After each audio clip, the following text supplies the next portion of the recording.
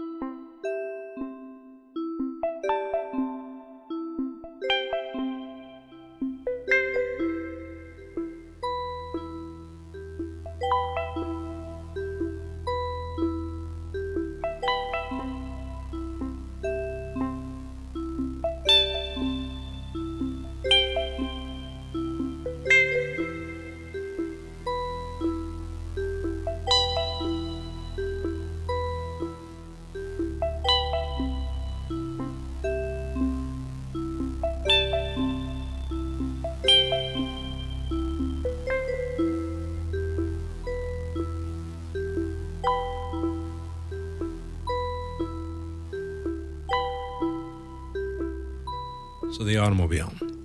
We were all taught about the Industrial Revolution, but I want to visualize the big picture. What else was happening? So let's set the scene from the early 1900s, between 1900 and 1910.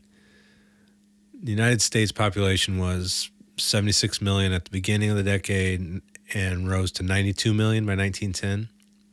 Yearly incomes averaged from $650 yearly to $750 yearly by the end of the decade, which is only $22,000 today. The average cost was $850 plus for one vehicle, maybe a Model A, I don't know what model, which is approximately $28,000 today. And it's over a year's pay. Car ownership was under 1%. between 1900, and it never got above 1% by 1910. It stayed below 1% the entire 10 years. There's only 468,000 cars on the road, and Ford cranked out 18,700 Model Ts in 1909 alone, which is a good amount, but compared to nowadays, that's a fraction. And they ramped up from near zero pre-1908 to tens of thousands by the end of the decade. It's impressive, don't get me wrong, but still a fraction. So what else was going on? What else could people in the United States do for work? A lot of Americans were miners, coal miners, digging coal for $500 to $700 a year, but extremely dangerous, facing potential cave collapse, health risk with the black lung, 12-hour work days underground. It's tough work. You could also be a textile mill hand, which made between $400 to $600 a year. Primarily women and children, I guess, were working those jobs, weaving for 14 hours a day amid these giant looms that could easily smash a finger or arm or completely take a leg off, I guess. You could also be a railroad worker, work all the livelong day on the railroad, which is between $600 and $800 a year, laying tracks and dodging trains out in the weather. Dangerous work as well. You could also be a farmer. And this is what the majority of the workforce was doing, which was 40% of the workforce. They were farmers, between $300 and $500, dawn to dusk, out in the fields. No mechanical equipment at this point. There was no combines, tractors. It was all mechanical. So I can say I'm a big I've researched my family history quite a bit on using Ancestry, and been doing it for years. Enjoy doing it. It's awesome.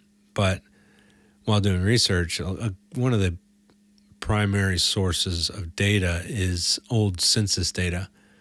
And if you've never looked at these things, it's too cool. You should, just because, typically they're handwritten. Somebody would go door to door, knock on each door, trying to get a count of who lived at each house. And one of the things they asked was what you did. Well, a lot of my family members, the high majority of them were either farmers or coal miners. So my data from my family validates at least the data I got. So a lot of coal miners and a lot of farmers. And you got to keep in mind, too, a lot of farmers probably was the family farm. There were a lot of the product that they were working on was their product that they lived on. It was their food and their animals and whatnot. So let's move on to 1910 and 1920. That's when it starts to blow up pretty good. The automobile population in the United States grew from 92 million in 1910 to 106 million in 1920. Yearly incomes raised from $750 a year to $1,000 a year. Still a fraction of what today is, but it's growing. Car cost has actually gone down. The Model T drops to $500 a unit, which is $15,000 today. Still 6 to 8 months pay.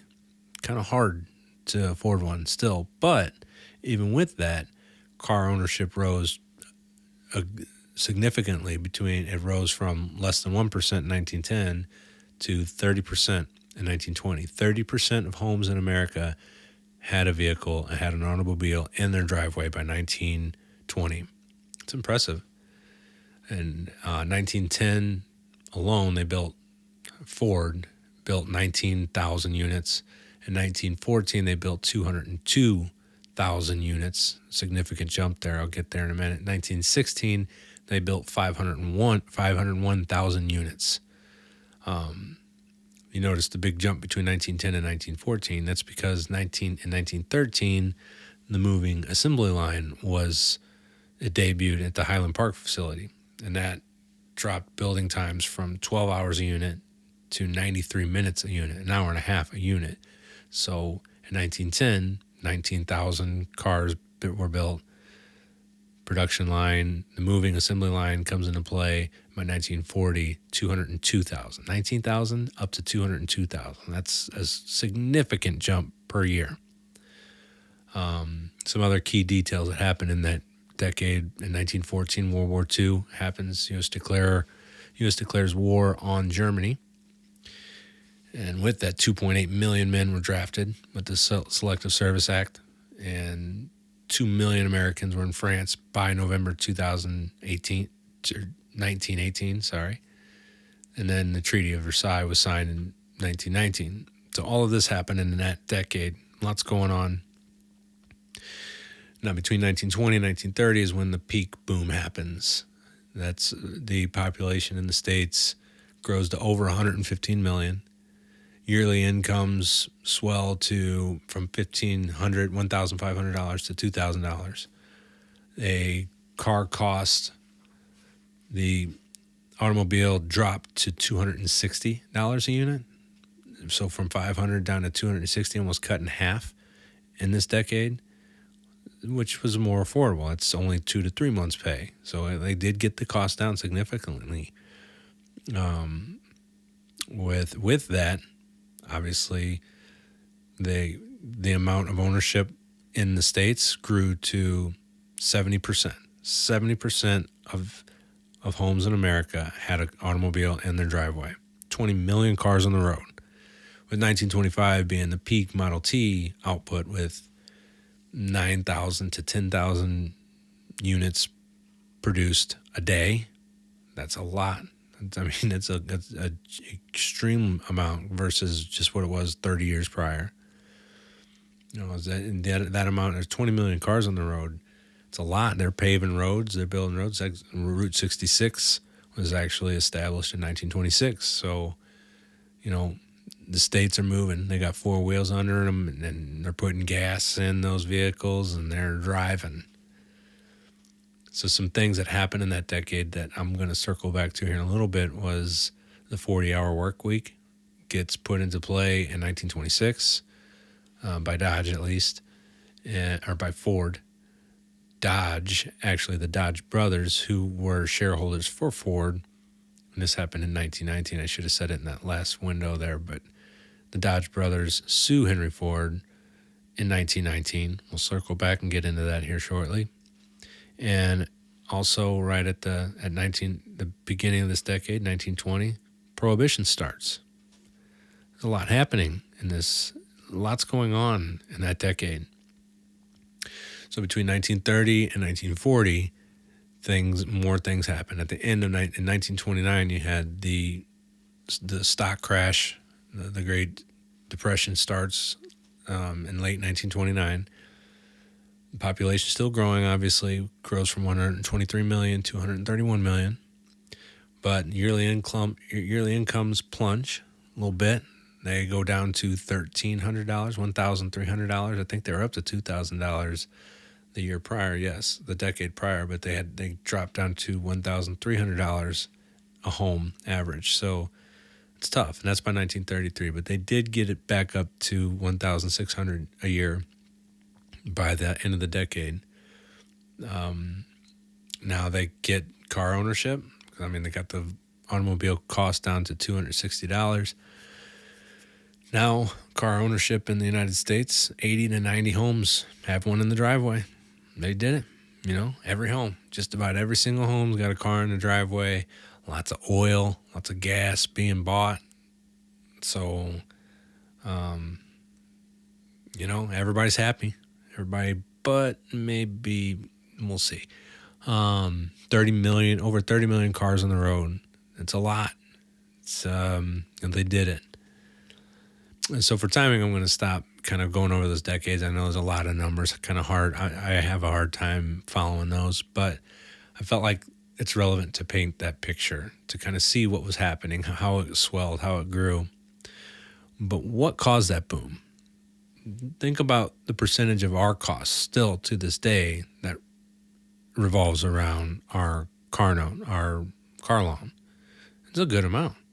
I mean, from the time we're 16, we're taught to, you got to get a car, you got to get a job, You've got to get a car, you got to get a job, you got to get a loan. You got to get a loan to get a car. You got to establish your credit, debt, loans. Well, this is how it kind of started. In the 1910s, specialized lenders and some banks began financing car purchases. But it was limited and conservative, big down payments, short terms for mostly respectable middle-class borrowers, I'm sure they were white just because the time, you got to remember, a lot of these people lived through slavery. The slavery just ended not that long ago. Just another giant, milestone and thing these guys were living through. But, for most families, a car, you couldn't afford a car. It was fantasy money. It was $850 for a vehicle.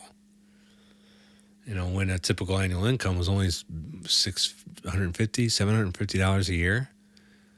That's why they couldn't afford it. So banks start getting involved, and GM creates the GMAC, which is the General Motors Acceptance Corporation, specifically to loan consumers extra money they need for cars. Buy on time. Typical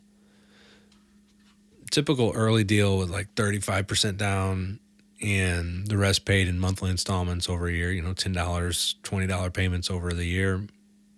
And in the mid-20s, installment financing exploded.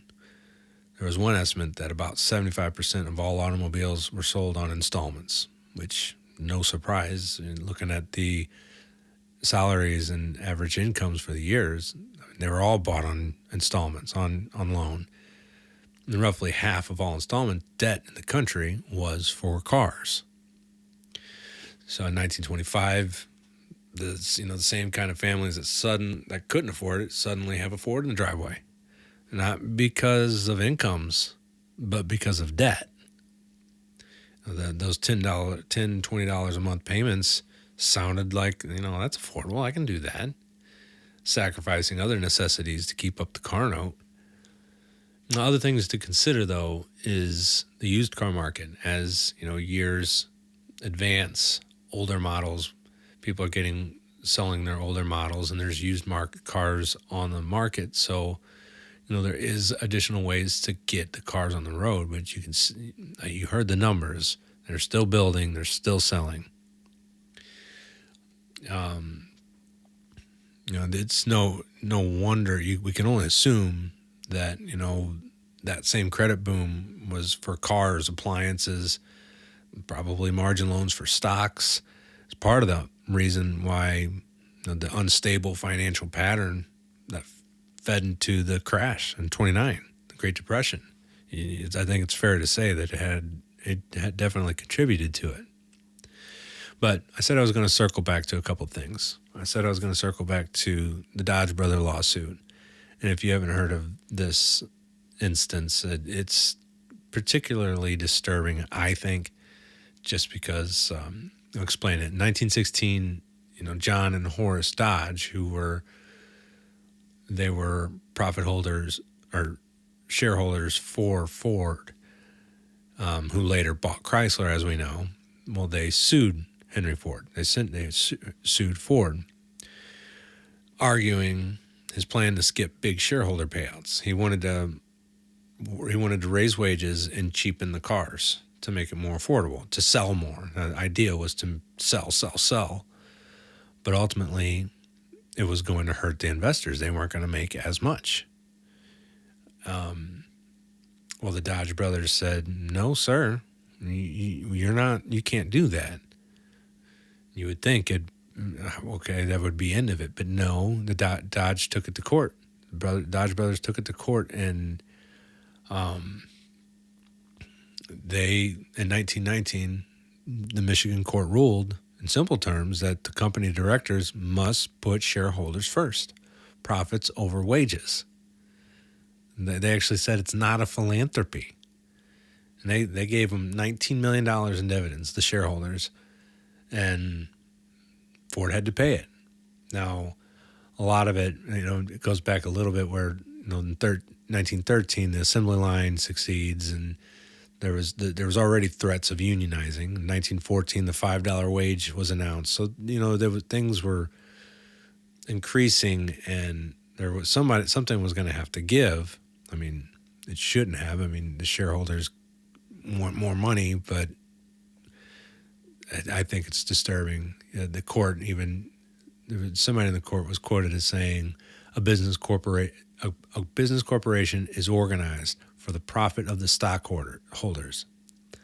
It's not a philanthropy. I can't speak.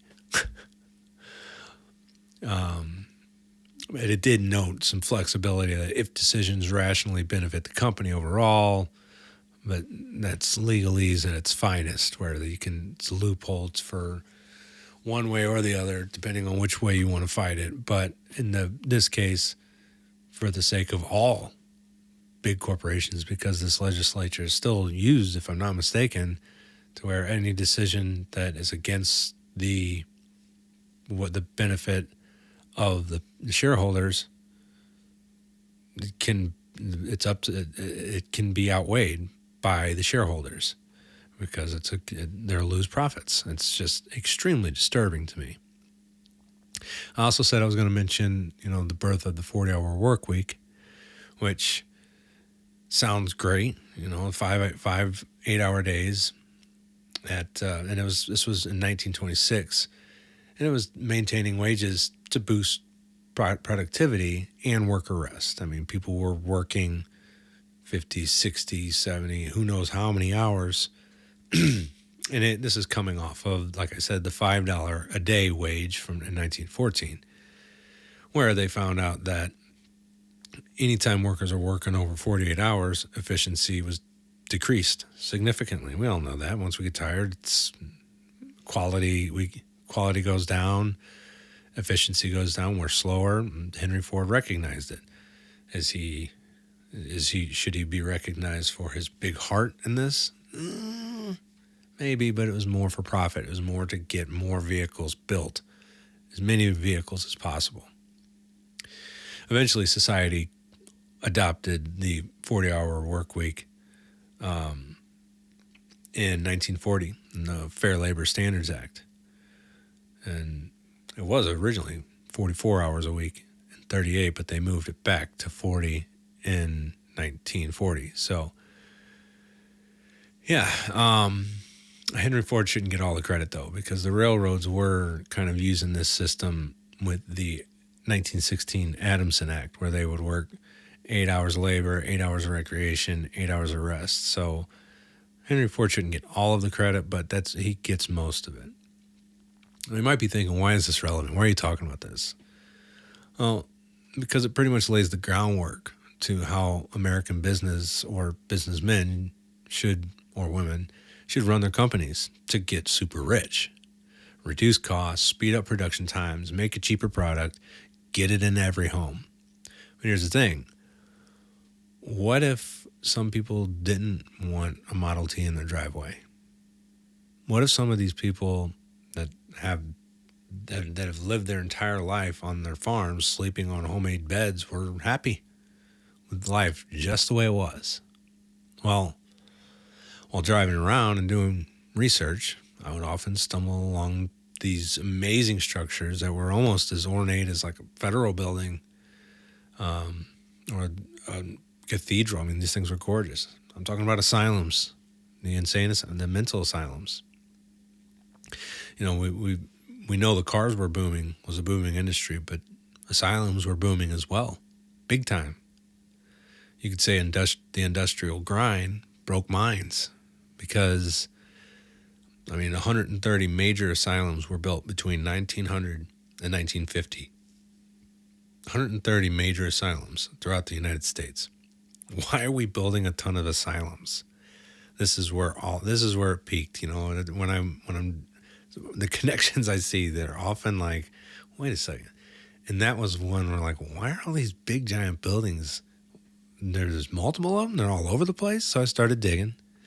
I started trying to get some data on them just to figure out why. And, well, here in St. Louis, we got a couple. We have the St. Louis City Asylum, open before 1900, fairly small at that point.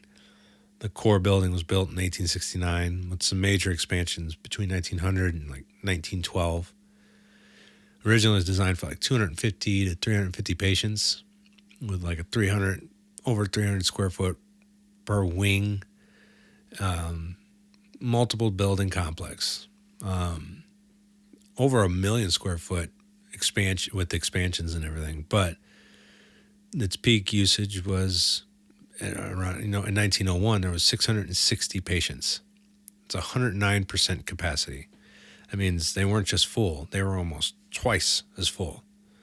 And routinely, between the 20s and 50s, it was between 150 to 200% full. That's full and beyond some. If they had 100 beds, they had 150 people there, or 200 people there, or you know what I mean? They were 150 to 200% to capacity, overflowing, with overflow going to poorhouses and whatnot. Just somewhat disturbing to how full these places were.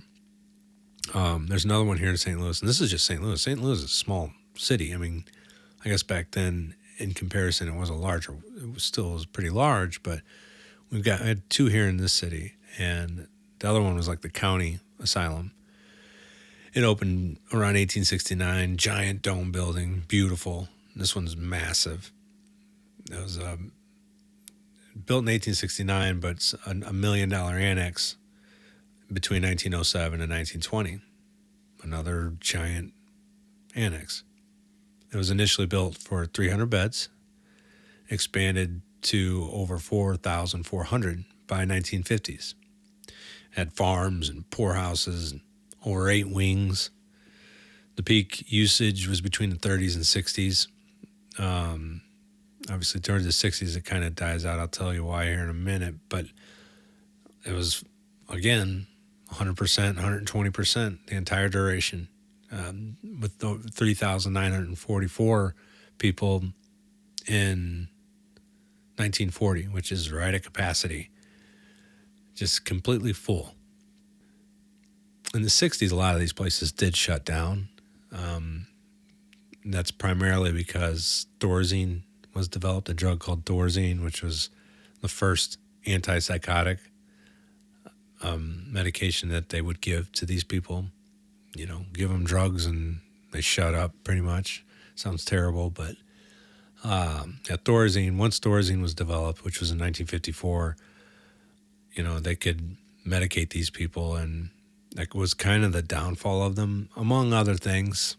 I won't get into those other things, but I'll cover one more hospital, one more asylum, and this is the Eloy Psychiatric Hospital it's a massive asylum in Michigan near Detroit.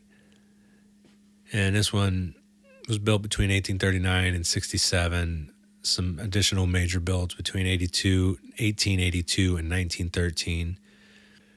It peaked with it was a 78 building campus by the 1920s. That's massive. 78 buildings. The size is 2.3 million square foot total. Self-sufficient, completely self-sufficient, with a farm and bakery and a trolley. It was designed originally for about 1,000 beds, expanded to over 10,000. And peak usage over 10,000 patients by 1930s, by the Great Depression, which it was around 100 to 120% capacity for 30 to 40 years, full, and some, for 30 to 40 years, completely full. Housed the criminally insane early on, and then pioneered some therapies, music therapy and hydrotherapy, but it also had some cases where they were experimenting with radium and shock experiments. Cool. Not very delightful places, I'm sure. Probably pretty bad juju happening in those. So, while all of this is going on, something else pretty significant is happening in our society. And that's something that we all have used, or have definitely back then used to get by, and they banned it. I'm talking about alcohol. Booze. They banned booze. People self-medicating with booze I'm sure they were doing it back then too, no different than nowadays, which nowadays we ain't drinking as much. So that's a good job, everybody. But booze, banned, prohibition. This is kind of a unique number to throw into the mix here, the formula, because I felt like it is super relevant and it's connected. It's in the same time these people are getting extremely worked, lots of hours. They're taking on debt, more stress. There's war happening, lots happening. And in January 17th, 1920, all the way to 1933, 13 years and 11 months total, they ban booze, which is great. The intentions behind it are good. They were good. It's moral reform. Arguing that alcohol caused poverty, domestic violence, and crime, and inefficiency at work, aiming to protect families and boost productivity in an industrialization world. It was hurting productivity. Now, which is the main reason here? You be the judge. But if they're making it illegal, it must have been a pretty significant desire, need to eliminate this stuff. But, obviously it didn't work very well with, you had the gang moonshine and runners and Al Capone style gangs. I mean, it obviously failed. There was still booze being had, but it was, I think you take away something like that people are heavily relying on, whether they know it or not. It's going to create it's going to have some mental effects on a society, big time. And I don't think it's talked about enough. I mean, obviously later they make it legal again using tax revenue from legal alcohol sales. But, in 1933, they declare it's legal again and everybody can have their booze back. All of this, my brain sees those connections and I can't not make them. I think there's something there. And I'm going to hit you with something that might raise some eyebrows here, but I'm going to do it. The Great Depression generation was carrying stacked trauma, living memory of slavery and Reconstruction, Jim Crow violence, brutal industrial labor, wars, pandemics, and almost no language for neurodivergence. Autism, as a distinct diagnosis, didn't get formalized in the DSM until 1980 as infantile autism, and even then with narrow criteria, which is why diagnosis rates only start to climb meaningfully in the 80s and beyond. Fast forward to current times, current talk about a massive rise in autism diagnoses can easily ignore the fact that for most of modern industrial history, autism essentially didn't exist on paper.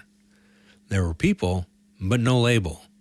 That means generations of adults, especially in working class, high stress environments, could absolutely have been autistic or ADHD or otherwise neurodivergent, and were just called difficult or odd or lazy, drunks, crazy.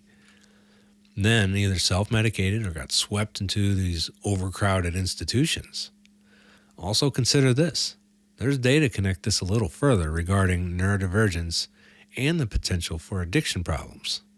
Of course, everybody runs that risk, I'm well aware, but one large review found alcohol use disorder prevalence in autistic populations ranging from 1.6% in population data to about 16% in clinical samples, indicating a meaningful subgroup with serious alcohol problems. A community study of young adults found people with high levels of autistic traits had higher rates of alcohol dependence, about 35%, than those with no autistic traits, under 20%. It's a significant change, a significant difference. Another study showed that when autistic individuals do develop substance use disorder, their mortality risk is even higher than non-autistic people without SUD, the substance use disorder, which underlines how dangerous that coping route can actually be. So, like so many complex issues in this world, this isn't an open and shut case, but research suggests autistic traits can increase vulnerability and problematic alcohol use in a subset of people. And when autism and addiction overlap, the health risks are significantly higher. Now, my path of attention was directed this route because I myself was an alcoholic, which started off as daily mild drug use like weed from my teenage years every day, masking with some kind of drug or drink. I then got sober at the late age of 35, and that's when things really started to open up. At the age of 40, I was given a provisional ADHD diagnosis because the doc thought I should pursue more testing. I do think there's some autism in here as well. But that being said, I can confirm alcohol and weed masked it all. So I have a little intel in this field. I will also say hard work and doing something I enjoy doing will mask everything. I thrive. I excel. Nobody would ever think I have any kind of deficiency once I get my head around what my job is. You know? That said, when I look back at that era, the racism, the fresh scars of slavery, the factory injuries, the Great Depression, the booze bans, the overcrowded asylums, I don't see a weak generation. I see people carrying way more than any human nervous system was built to handle. With zero language for autism or ADHD, no trauma talk, no DSM label to explain why their brain felt like it was on fire. Autism doesn't even show up on its own diagnosis until 1980. And by then, a whole country of hardworking, good men and women have already lived and died without ever having a name for what they were fighting inside. Today, we hear that there's a massive rise in autism. Maybe some of that is a real increase, but a lot of it is finally seeing what's been there all along. Studies suggest that when autistic traits and alcohol mix, the risk of dependence and serious harm jumps. So it's not a stretch to imagine that some of those problem drinkers 100 years ago were actually undiagnosed, neurodivergent people trying to medicate a brain the world didn't understand. I mean, what about your sweet old Uncle Jimmy? Had the largest collection of Popeye the Sailor Man collectibles and could drink like a fish. Work his fucking ass off. Beautiful. Inside and out. It's the nicest guy in the world. We all know those guys. We all have that family member who passed away. We all know that. I'm one of the late ones. I masked my true self for years with booze and other drugs until sobriety in 2019 made the symptoms impossible to ignore. Getting that diagnosis didn't fix everything, but it gave me context. And I think about all the people who never got that. So this is a little message back through time. We see you. You weren't just lazy or crazy or broken.